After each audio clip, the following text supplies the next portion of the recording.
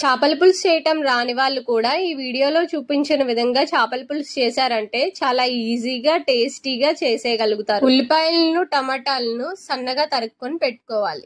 చేప ముక్కలను శుభ్రంగా కడుక్కొని ఉప్పు కారం పట్టించి హాఫ్ అన్ అవర్ ఫ్రిడ్జ్ లో పెట్టుకొని తీసుకోవాలి. స్టవ్ ఆన్ చేసి బాండీ పెట్టుకుని ఆయిల్ వేసుకుని సన్నగా తరిగినటువంటి ఉల్లిపాయలను వేసుకుని వేయించుకోవాలి. ఉల్లిపాయలను మగ్గేలోపు సన్నగా తరిగినటువంటి ఉల్లిపాయలను టమాటాలను వేసుకుని మిక్సీ పట్టుకోవాలి.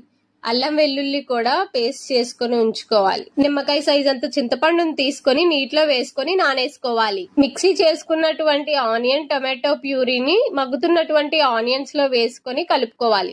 4 పచ్చిమిర్చి చీలికలను కట్ చేసుకుని వేసుకుని మూత పెట్టుకోవాలి. మూత తీసి మగ్గుతున్నటువంటి కర్రీని ఒకసారి కలుపుకొని 2 స్పూన్ల కారం వేసుకుని కలుపుకోవాలి. వీడియోలో చూపించిన విధంగా దగ్గర పడినాక ఉప్పు కారం రాసుకున్నటువంటి చేప ముక్కలను వేసుకొని ముక్క విరక్కుండా చేపలను తిప్పుకోవాలి.